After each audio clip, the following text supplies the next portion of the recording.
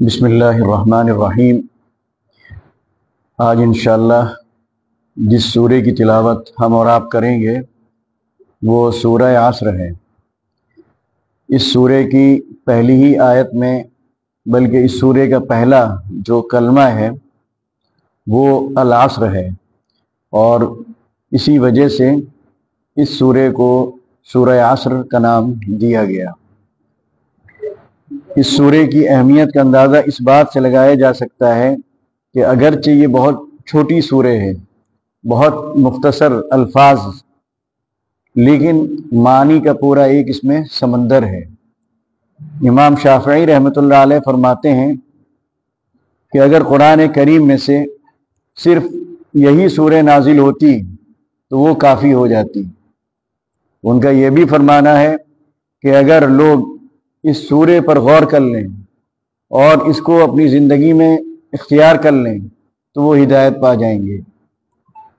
صحابہ اکرام رضوان اللہ علیہم اجمعین اس سورہ کی اہمیت کو سمجھتے تھے اور اس کی عظمت سے وہ واقف تھے۔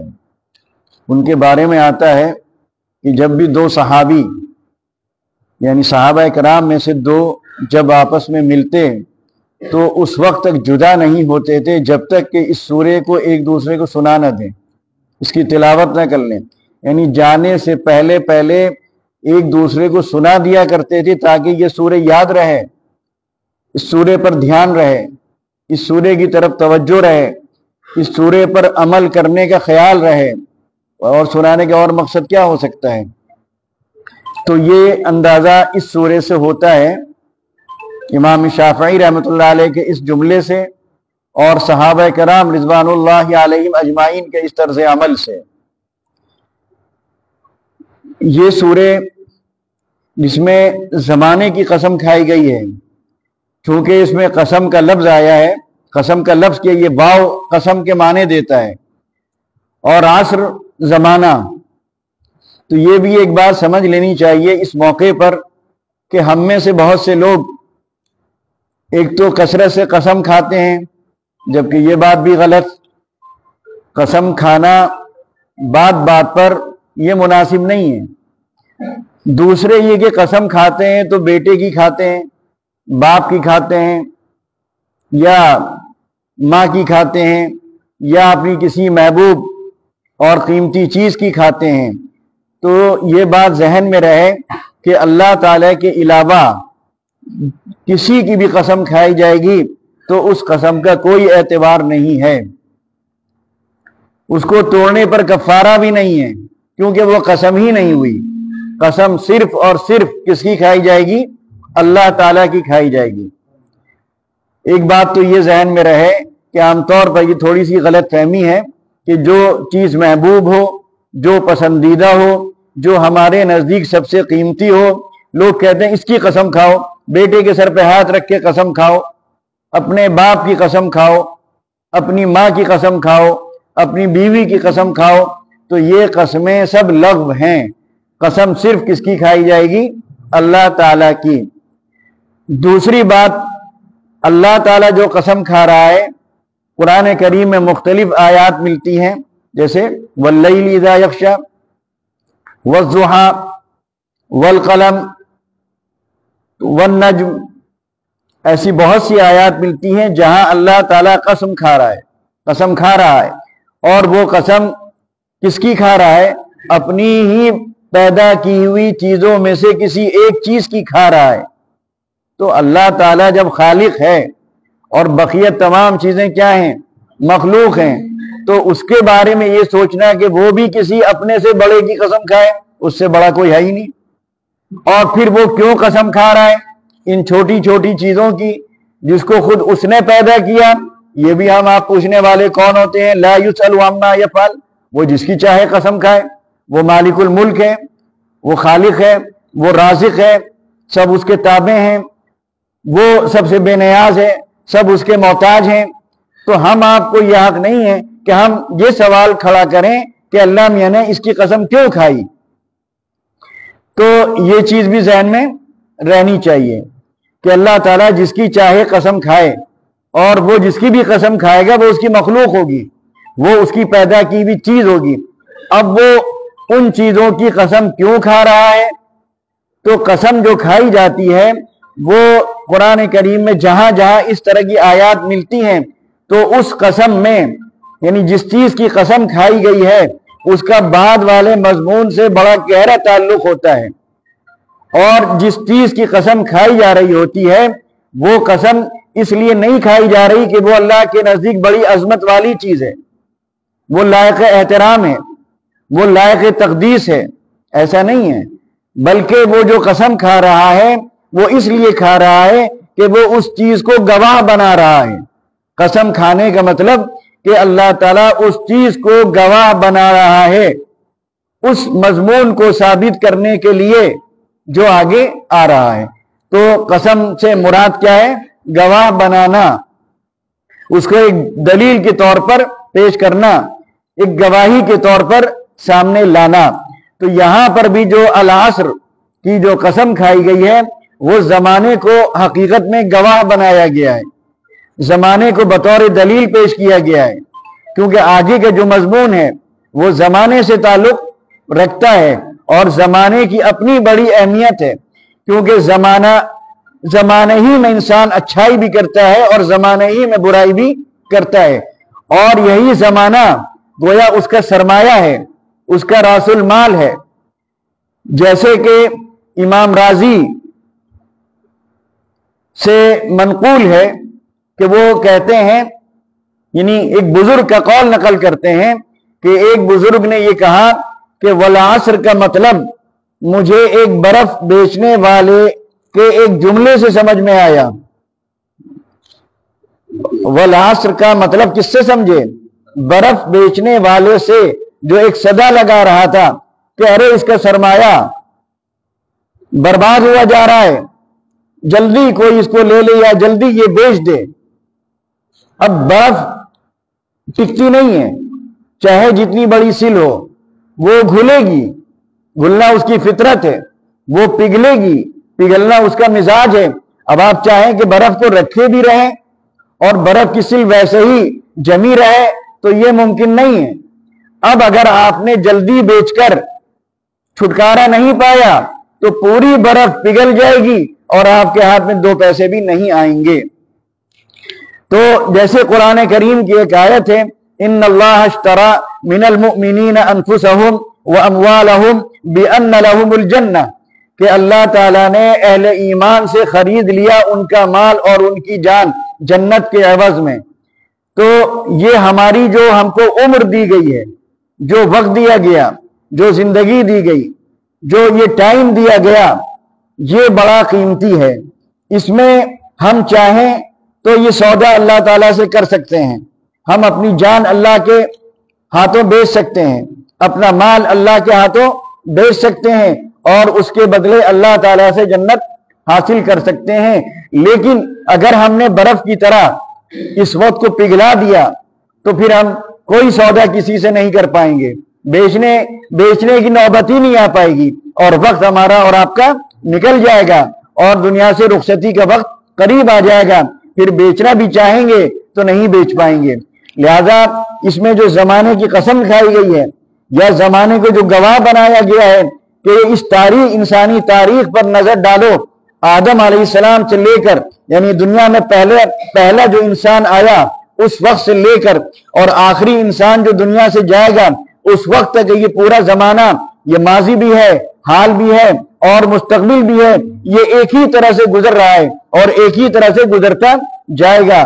جو زمانہ گزر گیا، جو اس کی جو تاریخ ہمارے سامنے ہے، اگر ہم اس تاریخ کا مطالعہ کریں اس میں ہمیں وہ لوگ بھی ملیں گے جنہوں نے بہت کامیاب زندگی گزاری اور وہ بھی ملیں گے جو دنیا میں ناکام رہے. ہمیں اس میں انبیاء بھی ملیں گے، صلحاء بھی ملیں گے، صدیقین بھی ملیں گے اور شہداء بھی ملیں گے، اور اس میں ہمیں فرعون بھی ملے گا، قارون بھی ملے گا، شداد بھی ملے گا، حامان بھی ملے گا، ابو جہل بھی ملے گا، ابو لہب بھی ملے گا، اور اس طرح کے نہ جانے کتنے منکرین خدا اور کافرین خدا ملیں گے.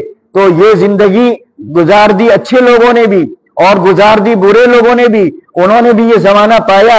ایک نے زمانے کے صحیح استعمال کیا، زمانے کا حق ادا کیا، زمانے کا جو تقاضا تھا، جو اس تقاضے کو انہوں نے پورا کیا، وہ اس زمانے کو صحیح طور پر گویا فروخت کرنے میں کامیاب ہوئے۔ انہوں نے اپنے اس سرمایہ کی حفاظت کی، اور اس سرمایہ کی حفاظت کرنے کے بعد اسی سرمایہ سے انہوں نے اپنی جنت بنائی اور انہوں نے آخرت اپنی بنائی۔ تو ہم میں سے ہر شخص کی ذمہ داری ہے کہ ماضی کو دیکھے، جو وقت گزر گیا اور جس طرح کے لوگوں نے گزارا، اور پھر ان میں سے جو کامیاب ہوئے اور جو ناکام ہوئے، ان سب کو ہمیں دیکھنا چاہیے، ان کی زندگیوں کا مطالعہ کرنا چاہیے، اور ان کو، ان کے نتائج کو اور ان کے انجام کو اپنے سامنے رکھنا چاہیے، تاکہ ہم اس وقت کا صحیح استعمال کر سکیں، جو برف کی طرح گلتا جا رہا ہے اور بہت تیزی کے ساتھ وہ گزر رہا ہے۔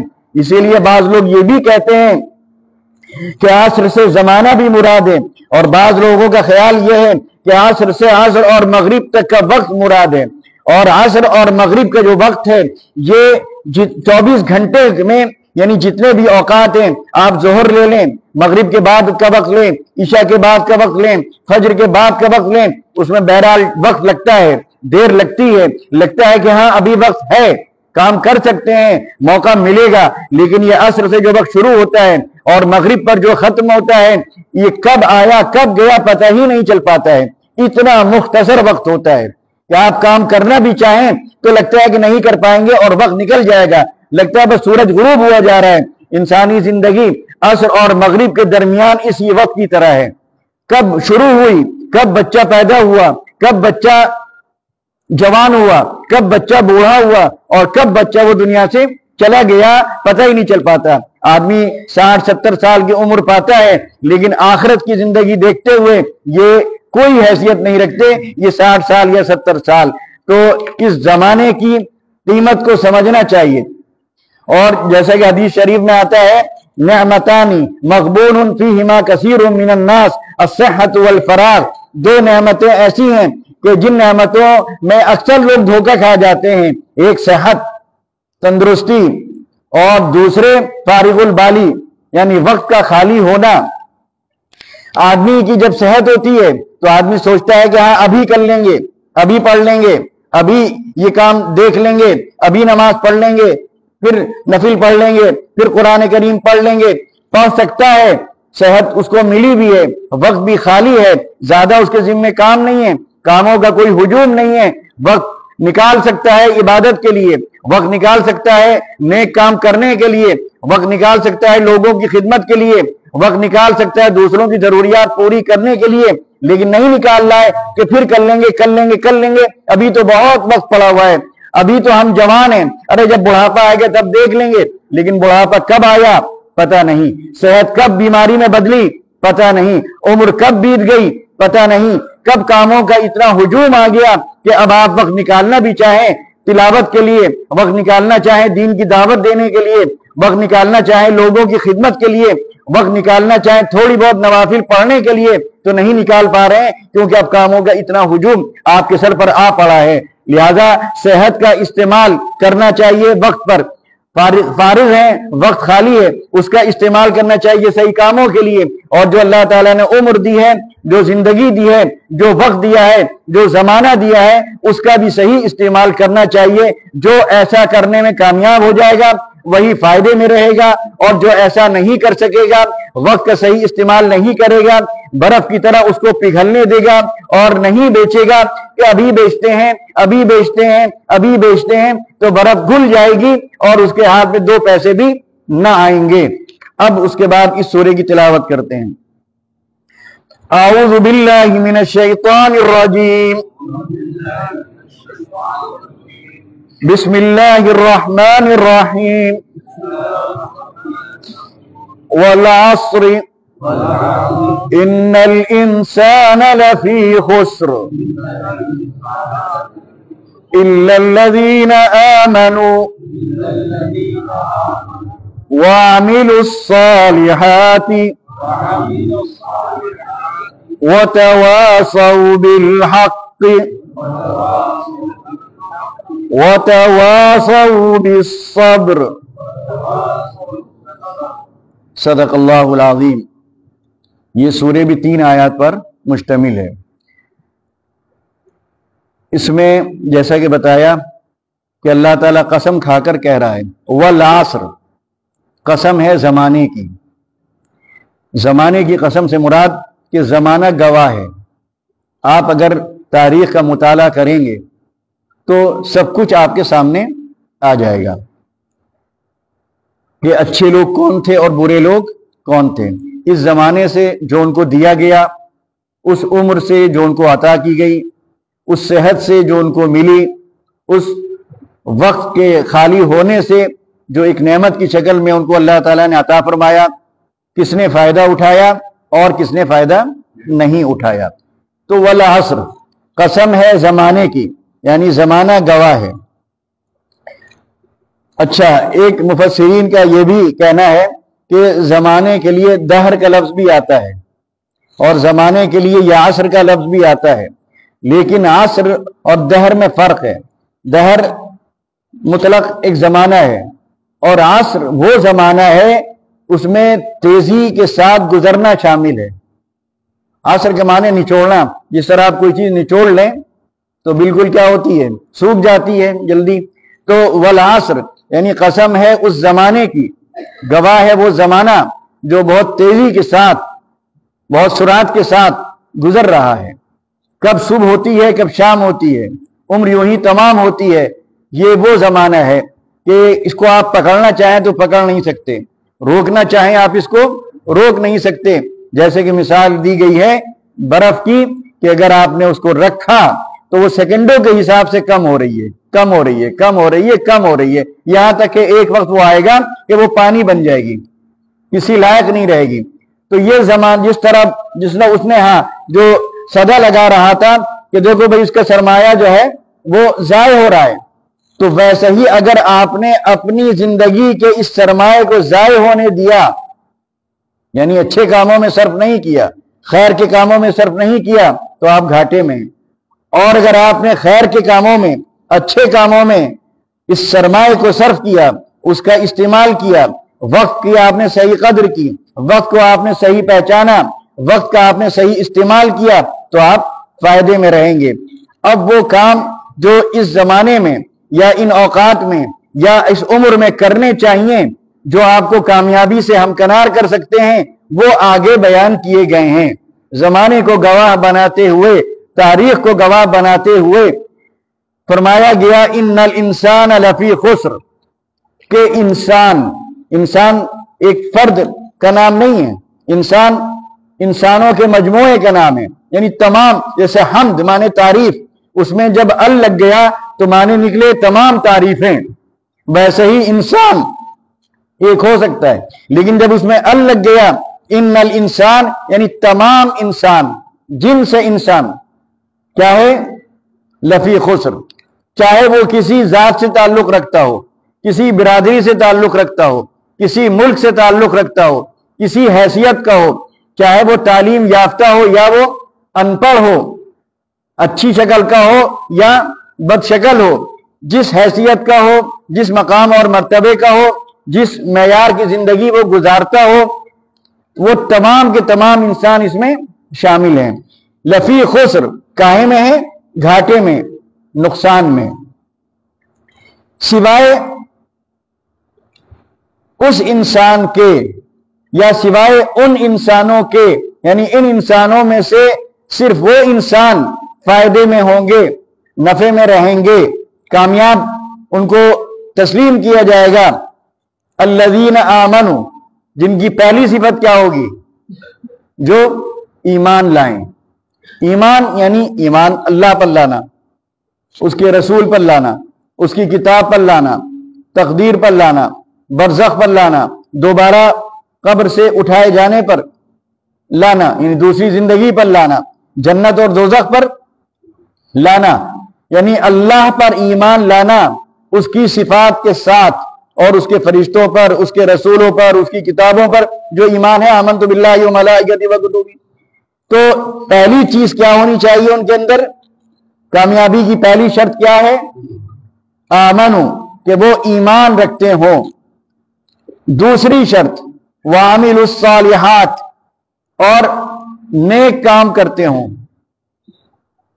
تنہا ایمان لانا بھی کافی نہیں ہے، ईमान लाए, आप अपनी दिल से लाए, उसके बाद इस ईमान के का जो तकाजा है, इस ईमान का जो मुतालबा है, वो भी पूरा आपको करना है और वो अमल की शक्ल में आप पूरे करेंगे। तो वामिलुस सालिहात, ईमान लाए एक तरफ, दूसरी तरफ उन्होंने नेक काम किए, अच्छे काम किए, भले काम किए।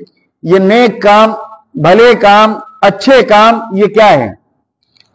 हर वो काम जो अल्लाह के लिए किया जाए और नबी अलैहिस्सलातु वस्सलाम की दी हुई तालीमात के और हिदायत के मुताबिक किया जाए, बस वो काम अच्छा है, चाहे दुनिया उसको अच्छा कहे या न कहे।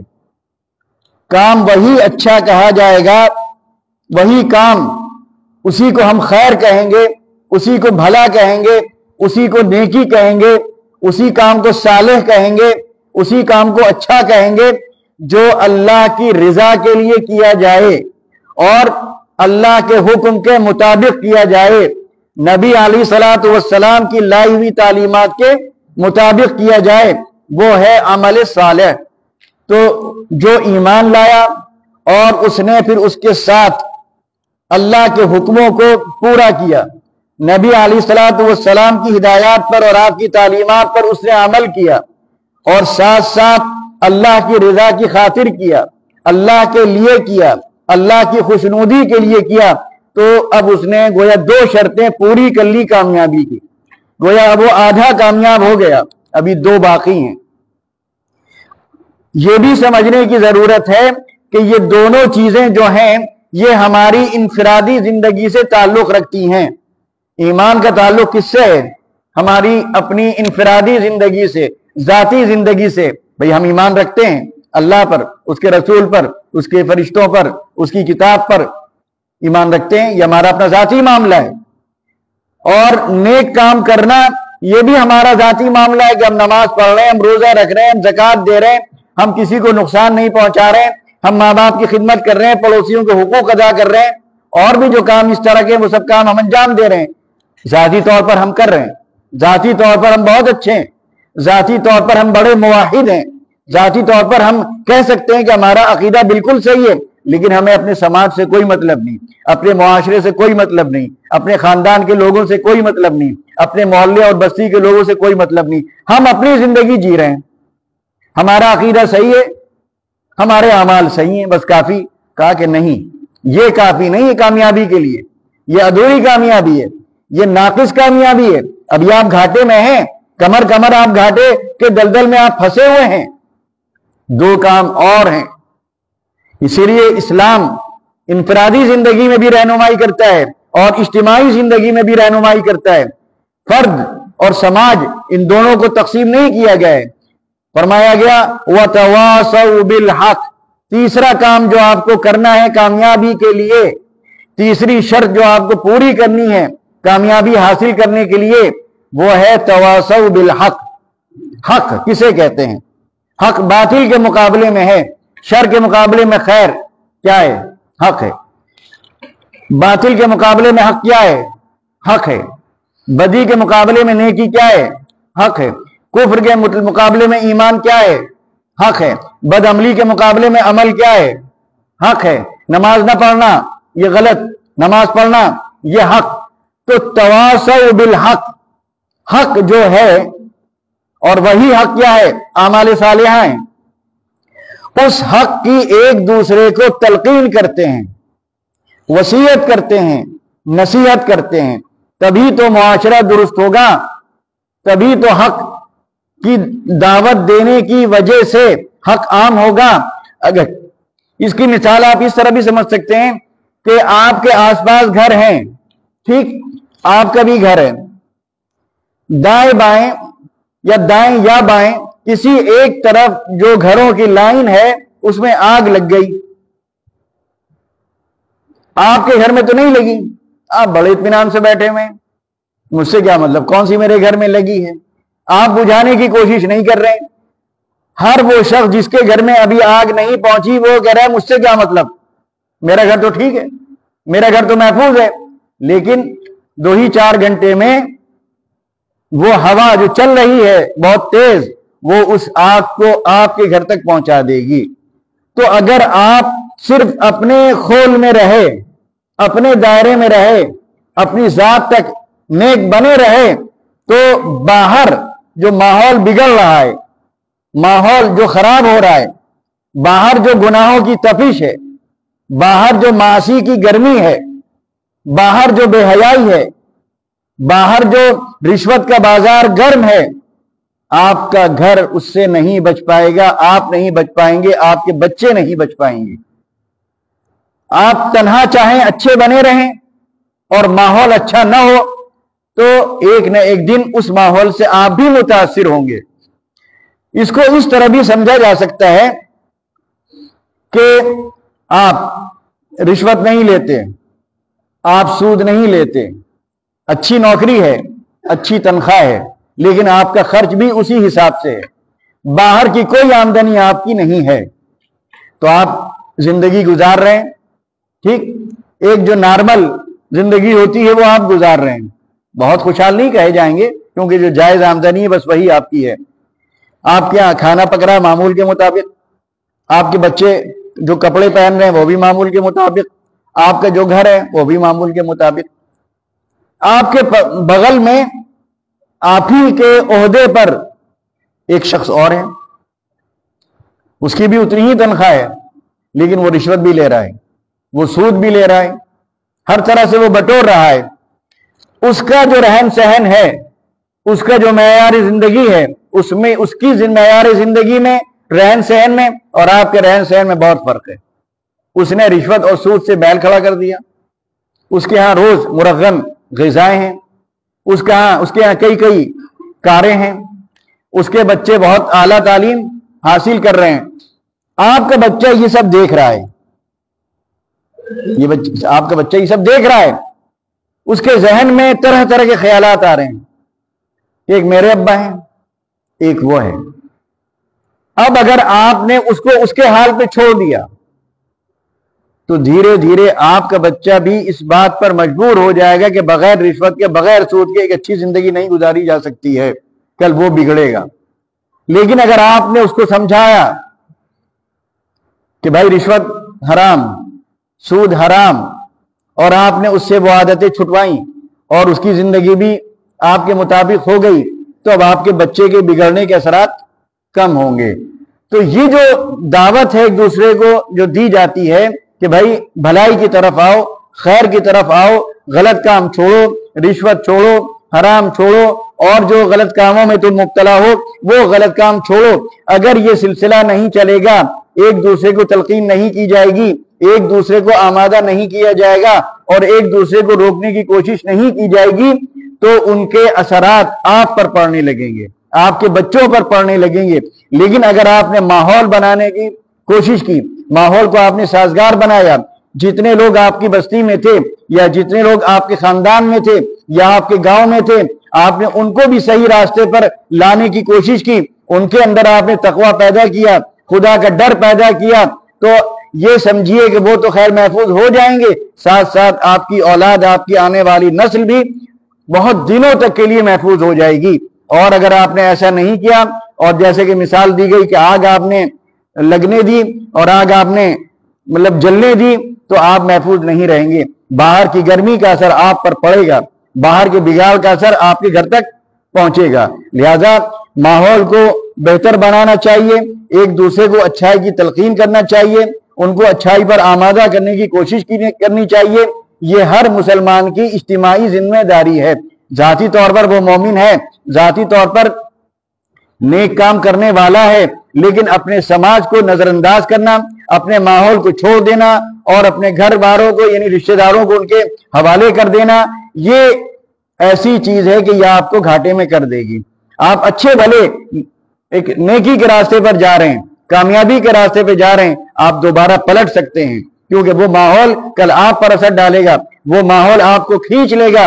قبل اس کے کہ وہ ماحول آپ کو کھینچے، آپ اس ماحول کو نیکی کی طرف کھینچ لیے، اس ماحول کو اچھائی کی طرف کھینچ لیے۔ تو وتواصوا بالحق، یہ تیسری ذمہ داری ہے، تیسری شرط کامیابی کی، ورنہ ایسی کامیابی جو تنہا آپ جس کا سفر طے کر رہے ہوں یا جس کی طرف قدم بڑھا رہے ہوں اس کا اعتبار نہیں ہے اگر ماحول آپ کا سازگار نہ ہو، ماحول میں اچھائی نہ ہو اور ماحول میں نیکی کو فروغ نہ ہو تو تنہا آپ یہ نیکی کا یہ سفر زیادہ دنوں تک نہیں کر پائیں گے۔ اس کے بعد فرمایا وَتَوَاصَوْا بِالصَّبْرِ، جب آپ ایک دوسرے کو تلقین کریں گے اچھائی کی تو انہیں رشوت چھوڑنی پڑے گی، انہیں سود چھوڑنا پڑے گا، انہیں 4 گاڑی کی جگہ پھر ایک ہی گاڑی رکھنا پڑے گی، وہ جو مرغن غذائیں کھا رہے تھے ان میں بھی بہت کچھ انہیں کمی کرنی پڑے گی۔ اب ضرورت پڑے گی کہے کی؟ صبر کی، برداشت کی۔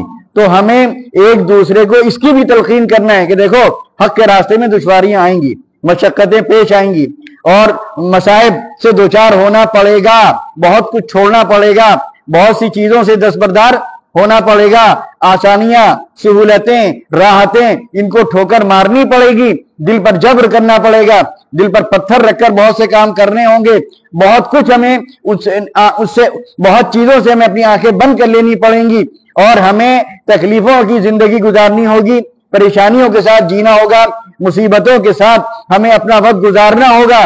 تو اب اگر ہم صبر کے عادی نہیں، برداشت کرنے کی طاقت ہم میں نہیں، سہنے کا مزاج نہیں، تو پھر ہم یہ زندگی نہیں گزار پائیں گے، پھر ہم اسی دور میں چلے جائیں گے، پھر ہم رشوت لینے لگیں گے جہاں ذرا سی تکلیف ہوئی، پھر سود لینے لگیں گے جہاں تھوڑے سے پریشان ہوئے یا مالی دشواری پیش آئی۔ تو اگر صبر کا عادی نہیں بنایا گیا، صبر کا مزاج نہیں بنایا گیا، صبر کی ایک دوسرے کو تلقین نہیں کی گئی، صبر کا عادی نہیں بنایا گیا، تب بھی خطرے میں رہے گی ہماری یہ کامیابی۔ لہذا یہ 4 کام ہر مسلمان کو کرنے ہیں: ایمان، عقیدہ، دوسرے عمل صالح، تیسرے حق یعنی اچھی بات کی یعنی دین کی گویا تبلیغ، دین کی دعوت، دین کی تلقین، اور تلقین بھی کائے کے ساتھ۔ جو لفظ استعمال ہوا ہے تو مفسرین کا یہ بھی کہنا ہے کہ وصیت کہتے ہیں اس تلقین کو جو آدمی دنیا سے جانے سے پہلے اپنے بچوں کو کرتا ہے۔ تو اس وقت جو تلقین کرتا ہے یعنی باپ جب دنیا سے رخصت ہو رہا ہے اور بیٹوں کو وصیت کر رہا ہے تو وصیت میں بڑا درد ہوتا ہے، وصیت میں بڑا کرب ہوتا ہے، وصیت میں بڑی فکر مندی ہوتی ہے، وصیت میں بڑی محبت ہوتی ہے۔ تو آپس میں جو ہم ایک دوسرے کو تلقین کریں تو وہی انداز ہونا چاہیے، اس میں محبت بھی ہو، اس میں فکر بھی ہو، اس میں جذبہ بھی ہو اور اس میں تڑپ بھی ہو، اور اس میں پوری جس طرح ایک باپ اپنی اولاد کی خیرخواہی کے ساتھ دنیا سے جاتا ہے، اس کی دعا کے ساتھ جاتا ہے، وہی خیرخواہی ہمارے اندر ایک دوسرے کے لیے ہونی چاہیے۔ اور پھر اس کے نتیجے میں اگر پریشانیاں آ رہی ہیں تو ان پر صبر کی تلقین، صبر کی دعوت، صبر کی ہدایت اور صبر پر آمادہ کرنا، یہ اگر ہم 4 چیزیں اپنے اندر پیدا کر لیں گے تو انہی 4 چیزوں کی بنیاد پر اس پوری انسانی تاریخ میں اور اس گزرے ہوئے زمانے میں لوگ کامیاب ہوئے ہیں اور اسی راستے سے ہم بھی کامیاب ہو سکتے ہیں۔ وآخر دعوانا ان الحمد للہ رب العالمین۔